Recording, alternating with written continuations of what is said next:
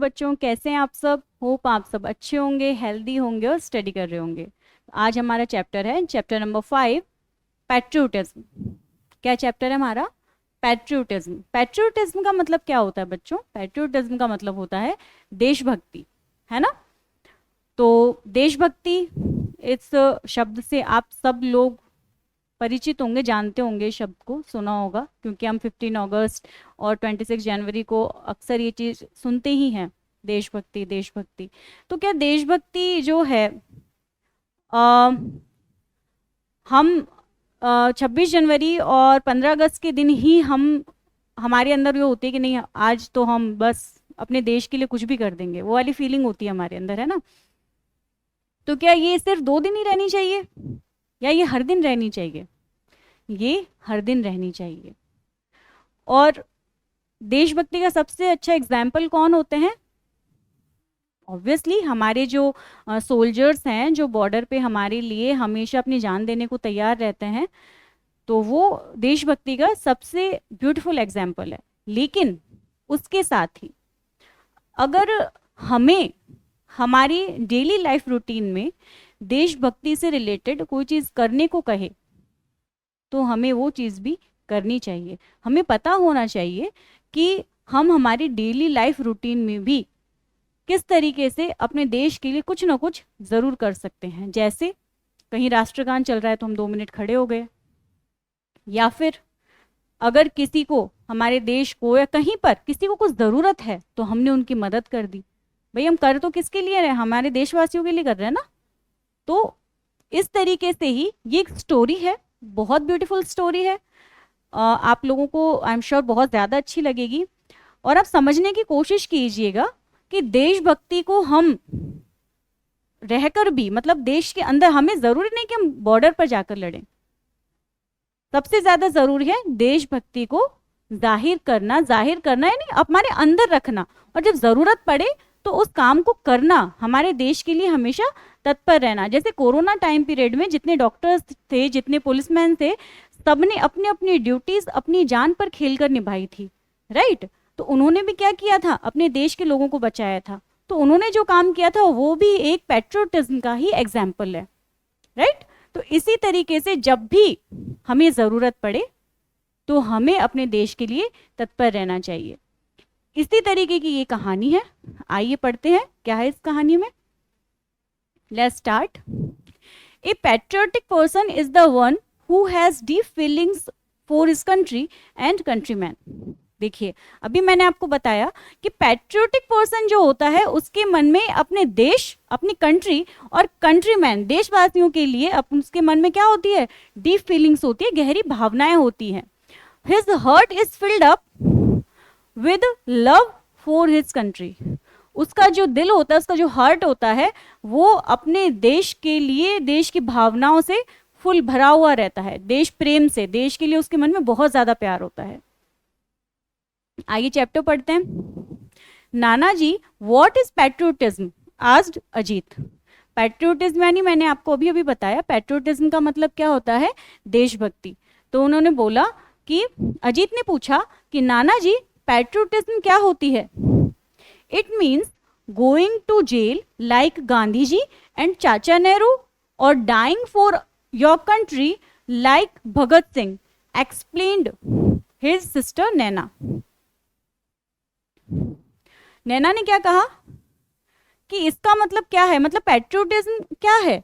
क्या गांधी जी की तरह जेल जाना, गांधी जी और चाचा नेहरू की तरह जेल जाना, या भगत सिंह की तरह अपने देश के लिए मर जाना, जान दे देना, है ना। तो नैना ने कहा, अजीत और नैना भाई बहन है, तो नैना ने कहा कि समझाइए, या फिर नैना ने बोला कि ये चीज़ होती है पैट्रियोटिज्म, है ना। Explained his sister Naina. Naina ने कहा, जब अजीत ने ये सवाल पूछा तो नैना ने कहा कि गांधी जी और चाचा नेहरू की तरह जेल जाना और भगत सिंह की तरह अपने देश के लिए जान दे देना, ये पैट्रियोटिज्म होती है। Yes Naina, you are right. हाँ नैना, तुम बिल्कुल सही हो, but it also means a lot more. लेकिन इससे ज़्यादा भी कुछ और है। To be a patriot one need not die or go to jail. एक पैट्रियोट अगर कोई है तो उसे जेल जाने की या मरने की जरूरत नहीं है। One can show one's love for one's country in many always. वो अपने प्यार को और भी बहुत बहुत ज्यादा रास्तों से, अलग अलग रास्तों से दिखा सकते हैं, यानी अपने देश प्रेम को अलग अलग रास्तों से दिखा सकते हैं। कैसे दिखा सकते हैं? नानाजी ने कहा, नानाजी, I don't understand. I thought patriotism was all about dying for one's country or making big sacrifices, said Ajit.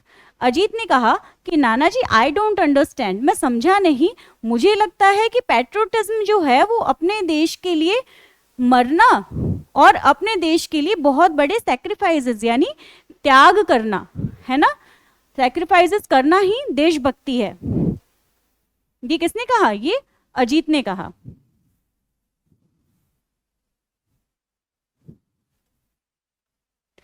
Yes बेटा, you are right, it is about big thing but also little ones. नाना जी ने कहा कि हाँ बेटा, तुम बिल्कुल सही कह रहे हो, it is about big things, ये बहुत बड़ी चीजें हैं, लेकिन कुछ और भी छोटी छोटी चीजें हैं। तो वो बोले कि let me tell you a story, कि मैं तुम्हें कहानी बताता हूँ, उसे सुनो, which will help you understand it better, कि जो तुम्हें इसे समझने में, अच्छी तरह समझने में मदद करेगी। This story is about real people and there real problems. ये जो स्टोरी है ये रियल पीपल पे बेस्ड है और सच्ची स्टोरी है। बट नॉट टुडे, लेकिन अभी की नहीं, अभी नहीं, this Sunday I will take for a picnic for to a small village. लेकिन ये कहानी मैं तुम्हें आज नहीं बताऊंगा, संडे को मैं तुम्हें एक गांव लेकर चलूंगा, अराउंड 100 किलोमीटर्स फ्रॉम हेयर, जो यहाँ से करीब 100 किलोमीटर दूर है।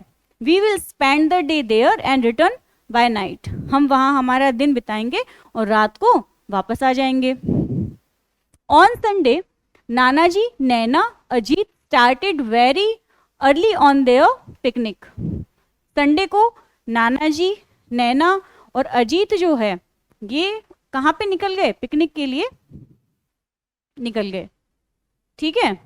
They took the first train to the village Sundarpur.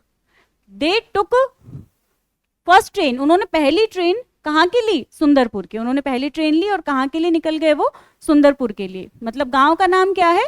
Sundarpur. 2.5 hours letter, यानी 2.5 घंटे बाद, they found themselves at a small railway station। थोड़ी देर बाद उन्होंने अपने आप को कहाँ पाया? एक रेलवे स्टेशन पे। they got down and stepped outside। वो नीचे उतरे, ठीक है, वो सीढ़ियों से नीचे उतरे। a large well built man wearing a white dhoti and kurta and sporting a huge turban greeted them with folded hands। तो वहां पर एक आदमी आया जिसने व्हाइट धोती कुर्ता पहन रखे थे, अपने सर के ऊपर टर्बन यानी पगड़ी बांध रखी थी, और उस आदमी ने हाथ जोड़कर उनको प्रणाम किया, उनका ग्रीट किया, उनका वेलकम किया। ही लेड देम टू बुललॉक कार्ट, और वो उनको, बुललॉक कार्ट का मतलब होता है बच्चों बैलगाड़ी, ठीक है। तो वो कहाँ पर लेकर गया? उनको बैलगाड़ी तक लेकर गया। They all mounted on the cart, वो सारे के सारे बैलगाड़ी में बैठे। The cart trundled on for almost an hour till they finally reach the village, ठीक है। तो वो सारे के सारे कहाँ पे बैठ गए? बैलगाड़ी में बैठ गए, और उसके बाद वो बैलगाड़ी धीरे धीरे वहां पर चलने लगी और उसने बैलगाड़ी से वो गांव में पहुंच गए। कहाँ पहुंच गए? गांव में पहुंच गए। द कार ट्रंडल्ड, ट्रंडल यानी होता है बच्चों धीरे धीरे चलना, है ना। बैलगाड़ी कैसे चलती है? धीरे धीरे चलती है। तो वो धीरे धीरे कहाँ पहुंच गए? ऑलमोस्ट 1 hour, 1 घंटे में वो फाइनली वहां विलेज में पहुंच गए। They lighted in front of a large brick house. Lighted का मतलब होता है उतरना, है ना, नीचे उतरना, मतलब वो गाड़ी से नीचे उतर गए। कहाँ पर? एक बहुत बड़े ब्रिक हाउस यानी ईंटों का एक बहुत बड़ा घर था उसके सामने। ब्रिक का मतलब होता है ईंटें, ईंटों का एक बहुत बड़ा घर था, उसके सामने वो उतर गए। An elderly man and women came out and greeted Nanaji and pushed over the kids. Pushed over का मतलब होता है लाड़ प्यार करना, दुलार करना, ठीक है। एक जो बड़े आदमी बोल सकते हैं, या फिर हम बोलेंगे कि बुजुर्ग उम्र में बड़े थे, एक उम्र में थोड़े बड़े एक आदमी और एक औरत वहां पे आए, उन्होंने नाना जी को ग्रीट किया, उनका स्वागत किया और बच्चों को प्यार किया, दुलार किया। They spoke in a dialect which Naina and Ajit found difficult to understand. Dialect का मतलब होता है कि उनकी लोकल लैंग्वेज है ना, वहाँ की स्थानीय भाषा, लोकल लैंग्वेज जो वो बोलते हैं, यानी हम जहाँ रहते हैं हमारी भी एक लोकल लैंग्वेज होती है। एक तो हम हिंदी इंग्लिश नॉर्मली जो लैंग्वेज बोलते हैं, और एक हमारी लोकल लैंग्वेज होती है, जैसे गुजराती हो गई किसी की, हमारी राजस्थानी है, तमिल, उड़िया, मलयालम, ये सब क्या है, ये लोकल लैंग्वेज है, ठीक है। तो उन्होंने दे स्पोक डायलेक्ट, तो उन्होंने अपनी लोकल लैंग्वेज में कुछ बोला जो नैना और अजीत को समझ नहीं आया, उनको उस लैंग्वेज को समझने में थोड़ी प्रॉब्लम हुई, थोड़ी परेशानी हुई। एन आवर आफ्टर, 1 घंटे बाद, they had finish their breakfast, उन्होंने अपना ब्रेकफास्ट फिनिश किया। Nana ji took them to a huge peepal tree where there was a platform. जो नाना जी है उन बच्चों को कहाँ लेकर गए, एक पीपल के पेड़ के वहां लेकर गए, जहां पर एक प्लेटफॉर्म बना हुआ था, यानी बैठने का। गाँव में क्या होता है, बीच में पेड़ होता है, उसके चारों तरफ एक पक्का प्लेटफॉर्म बनाकर रखते हैं, जहां पर गाँव के लोग बैठकर बातें किया करते हैं। दे sat down and Nana ji started his story. वो वहां बैठ गए और नाना जी ने अपनी स्टोरी बताना शुरू किया। अराउंड 10 years एगो, तो नाना जी ने शुरू किया, नाना जी ने बताया कि करीब 10 साल पहले, लगभग 10 साल पहले, there was a young man whose name was Akash. यहाँ पर एक जवान आदमी था, ठीक है, उसका नाम क्या था, एक यंग मैन था, उसका नाम क्या था, Akash. He was studying to be a doctor. उसने किस चीज की पढ़ाई किस चीज की पढ़ाई कर रहा था, वो डॉक्टर की पढ़ाई कर रहा था। After he completed is MBBS, जैसे ही उसने अपनी MBBS कंप्लीट की, ही वर्कड हार्ड, उसने और ज्यादा मेहनत की, एंड वॉन ए स्कॉलरशिप, और एक स्कॉलरशिप जीती टू द यूएसए जाने की, ठीक है। He got his master degree and decided to come back. USA में आकाश ने मास्टर डिग्री ली और उसने डिसाइड किया कि मैं वापस अब मेरे देश इंडिया जाऊंगा। Akash father was not happy with his son's decision. Akash के जो पिता थे वो आकाश के इस डिसीजन से बिल्कुल भी खुश नहीं थे। He wanted his son to make America his home and earn a lot of money, but Akash was adamant. तो आकाश के पिता ये चाहते थे कि जो आकाश है वो अमेरिका में ही अपना घर बना ले और वहां पर ही बहुत सारी मनी कमाए, अर्न करे, बहुत सारा पैसा कमाए, ठीक है। लेकिन आकाश एडमेंट का मतलब होता है अडिग होना, यानी दृढ़ निश्चय करना, अटल होना। मतलब आकाश वॉज एडमेंट, यानी वो अपने डिसीजन पर अडिग था, अटल था, मतलब उसने अपना डिसीजन चेंज नहीं किया। What happen Nana ji, did Akash come back to India? आज नैना ने पूछा, क्या हुआ फिर नाना जी, क्या आकाश वापस इंडिया आया था? यस ही डिड, हाँ वो आया। इन द बिगिनिंग, शुरुआत में, he worked in A government hospital in the city. शुरुआत में उसने इसी शहर के एक गवर्नमेंट हॉस्पिटल में काम किया। A year later an epidemic broke out in the near by villages. Epidemic का मतलब क्या होता है बच्चों, ऐसी बीमारी जो फैलती हो, लाइक कोरोना भी हमारे यहाँ पर क्या थी, एक एपिडेमिक थी, ठीक है। उसे भी गवर्नमेंट ने हमारे यहाँ पे एपिडेमिक घोषित कर दिया था, ठीक है। तो जो नाना जी है वो बता रहे हैं कि यहाँ पर क्या फैल गई थी, एक बार इस गांव में एपिडेमिक फैल गई थी।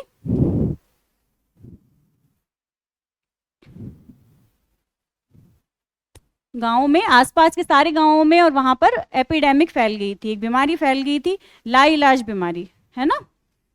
When Akash learned about that, जब आकाश को इसके बारे में पता चला, he just packed his bags and left. जैसे उसने अपना सारा सामान पैक किया और वो वहां से उन गांवों की तरफ चल दिया जहां पर वो एपिडेमिक फैली थी. He didn't even inform his parents. उसने अपने माता पिता को भी इसके बारे में नहीं बताया कि वो वहां से जा रहा है और वो वहीं जा रहा है जहां पे ये बीमारी फैली हुई है. Why? आज अजीत ने कहा क्यों नहीं बताया.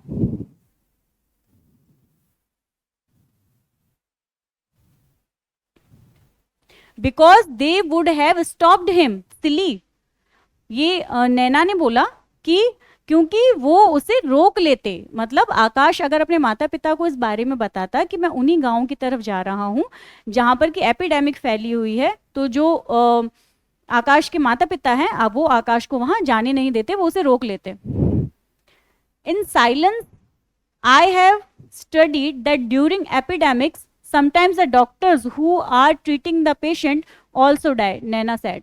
नैना ने कहा कि I have studied, मैंने पढ़ा है कि एपिडेमिक के दौरान कई बार जो डॉक्टर हैं वो भी मर जाते हैं पेशेंट का इलाज करते टाइम. ठीक है, मतलब पेशेंट का इलाज करने से उनको भी वो बीमारी हो जाती है और वो डॉक्टर्स जो हैं वो भी मर जाते हैं. Yes, Naina is right.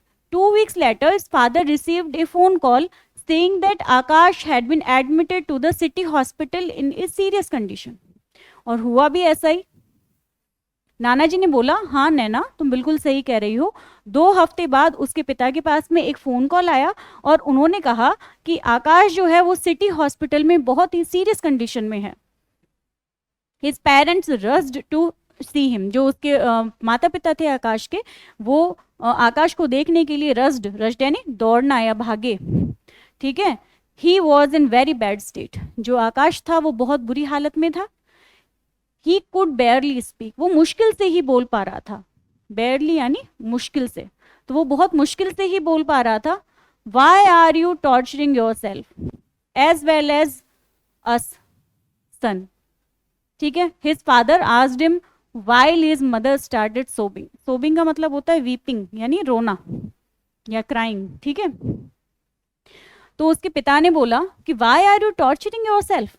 और क्यों तुम अपने आप को इतना टॉर्चर कर रहे हो, इतनी तकलीफ दे रहे हो और साथ में हमें भी तकलीफ दे रहे हो बेटा. His father asked him. उसने मतलब उसके पिता ने उससे पूछा एंड और उसकी माँ ने वहां पर उसी समय रोना शुरू कर दिया. ठीक है. I can't help it father. मैं अब इसमें कुछ नहीं कर सकता पिताजी. I can't bear to see people suffer. मैं लोगों को तड़पता हुआ या परेशान होता हुआ नहीं देख सकता, सफर करता हुआ नहीं देख सकता. Your friends are enjoying life in America, earning lots of money and living in comfort and look at you here. तो उसके पिता ने बोला कि तुम्हारे जो दोस्त हैं वो अमेरिका में इतना अच्छा पैसा कमा रहे हैं, इतना ज़्यादा पैसा कमा रहे हैं और एक बहुत आराम की ज़िंदगी जी रहे हैं और तुम अपने आप को देखो कि तुम कहाँ हो. If you don't care about yourself at least spare a thought for your poor mother. अगर तुम अपने बारे में नहीं सोचते तो कम से कम तुम अपनी बेचारी माँ के बारे में तो सोच सकते हो. She was gone half mad worrying about you. ये तुम्हारी चिंता कर करके आधी पागल जैसी हो गई है.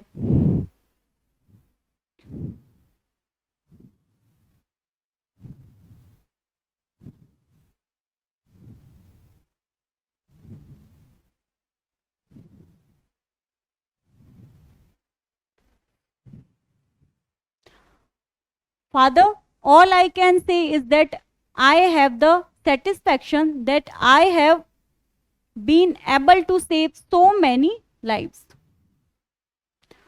Forgive me if I have tortured you.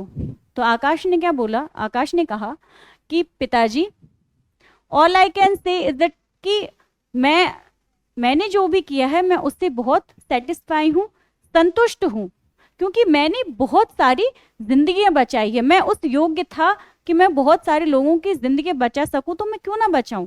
तो मैंने जो किया है मैं उससे सेटिस्फाई हूं, लेकिन मैंने जो आपको परेशान किया है, आपको टॉर्चर किया है, उसके लिए आप मुझे माफ कर दीजिए. After battling for a month Akash died in his mother's arm. एक महीने की बैटल के बाद में, यानी जिंदगी और मौत की लड़ाई के बाद 1 महीने तक वो जिंदा रहा, 1 महीने तक वो सफर करता रहा, और 1 महीने बाद आकाश ने अपनी माँ के हाथों में दम तोड़ दिया, वो मर गया। The entire village watch there at this cremation and tears was rolling in everyone's eyes. जब आकाश का, क्रिमेशन का मतलब होता है दाह संस्कार होना, जलाना, ठीक है। तो जब आकाश का दाह संस्कार हो रहा था तो उस समय पूरा गांव वहां पर आया, और वहां हर कोई व्यक्ति, हर कोई इंसान वहां पे रो रहा था। Rolling, tears rolling in everyone's eyes, हर एक की आंख में आंसू बह रहे थे, ठीक है। The villagers built a hospital in the memory of Akash. तो गांव वालों ने वहां पर आकाश के नाम से एक हॉस्पिटल बनाया। They went to see the hospital. तो वे, जो नैना, अजीत और नाना जी हैं, वो उस हॉस्पिटल को देखने के लिए गए। They stopped in front of A blue board. तो वो वहां पर एक ब्लू बोर्ड के सामने जाकर रुक गए। Naina please read what is written. Naina please इसे पढ़ो जो यहाँ पे लिखा हुआ है, Akash memorial hospital in memory of doctor Akash Rai. Naina ने पढ़ा आकाश मेमोरियल हॉस्पिटल, किसकी याद में? डॉक्टर आकाश राय की याद में। नैना लुक्ड एट हर ग्रैंडफादर। नैना ने अपने नाना जी की तरफ देखा। His eyes were wait with tears. उनकी आंखें जो थी वो आंसुओं से गीली हो रही थी। Nana ji, Akash Rai, but our surname is also Rai, was he your? Naina को शक हो गया था, तो नैना ने बोला कि नाना जी, आकाश राय, लेकिन हमारा सरनेम भी तो राय है, तो वो आपके कौन थे? Yes my child, he was my son. हाँ मेरे बच्चे, वो मेरा बेटा था। योर मदर्स एल्डर ब्रदर, तुम्हारी माँ का बड़ा भाई। As a professor of philosophy I always thought that I knew about everything. मैं फिलॉसफी का प्रोफेसर था, ठीक है। एक फिलॉसफी का प्रोफेसर होने के नाते मैं हमेशा ये सोचा करता था कि आई न्यू अबाउट एवरीथिंग, कि मुझे सब चीजों के बारे में पता है, मैं सब कुछ जानता हूं। बट माई सन टॉट मी, लेकिन मेरे बेटे ने मुझे सिखाया द ट्रू एसेंस। एसेंस यानी मीनिंग या मतलब, ठीक है। But my son taught me the true essence of the term of service. लेकिन मेरे बेटे ने मुझे सर्विस यानी सेवा का सही मतलब समझाया है, and the real meaning of the word patriotism, और देशभक्ति का सही मतलब मुझे मेरे बेटे ने समझाया है, ठीक है। तो ये हमारा चैप्टर फिनिश हुआ। बहुत ही इमोशनल, बहुत अच्छी स्टोरी थी। आई होप आप सबको बहुत अच्छी लगी होगी, ठीक है। तो पैट्रियोटिज्म के बारे में ये एक बहुत अच्छा एग्जाम्पल है। जैसे मैंने आपको शुरू में बताया था, चैप्टर की शुरुआत में ही, कि कोरोना के टाइम पे जो पुलिसमैन थे, जो डॉक्टर्स थे, उन्होंने जो अपनी ड्यूटी निभाई थी, वो भी पैट्रियोटिज्म का ही एक ब्यूटीफुल एग्जाम्पल है, ठीक है। इसी तरीके से आप अपने आसपास छोटे छोटे एग्जाम्पल्स ढूंढने की कोशिश कीजिएगा। अपने टीचर्स से भी इस बारे में बात कीजिए, और वो अगर जो भी आपको बताते हैं उनको अपने जीवन में उतारने की कोशिश कीजिए, ठीक है। चलिए, तो हमारे चैप्टर कंप्लीट हुआ। अब हम इसके क्वेश्चन आंसर भी देख लेते हैं।